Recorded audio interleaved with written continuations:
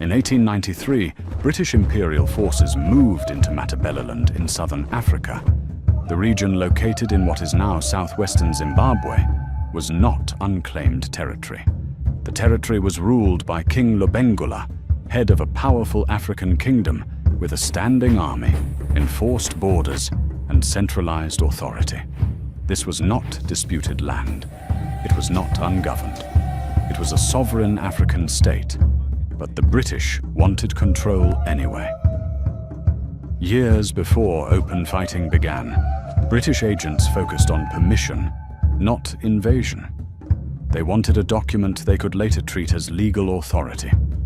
In 1888, that document was produced. It became known as the Rudd Concession.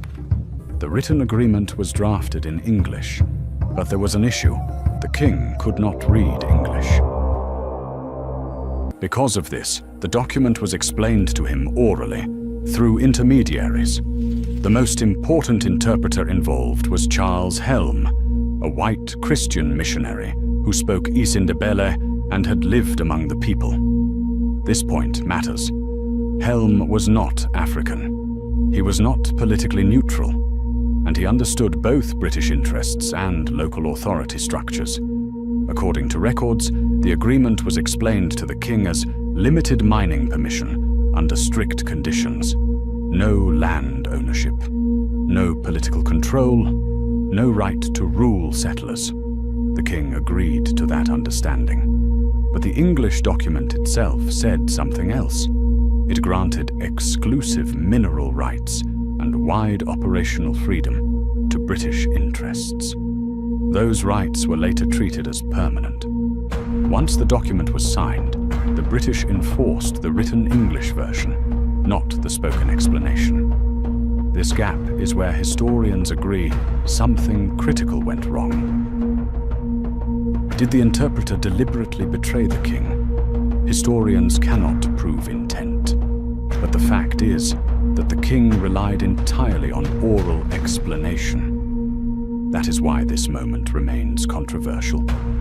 Using the concession as legal cover, the British chartered the British South Africa Company. Settlers followed.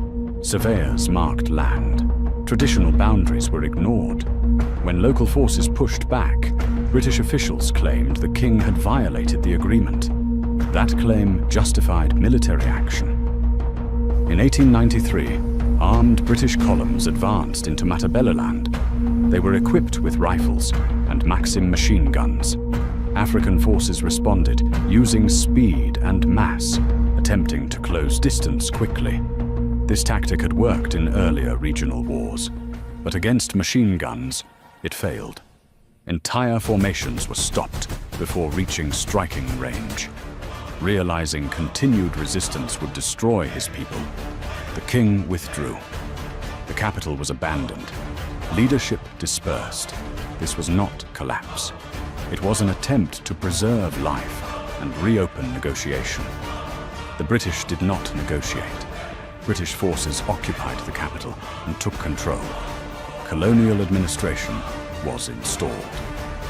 King Lobengula did not surrender or sign any treaty accepting British control. Instead, he abandoned the capital and fled north with a small group of followers, choosing withdrawal over a final, unwinnable battle. British patrols were sent to capture him, but they failed. In early 1894, while still in hiding, the king died, ending his life in exile after his kingdom had already been taken and leaving British rule in Matabeleland, established without his consent or submission, and that was how kingdom ended.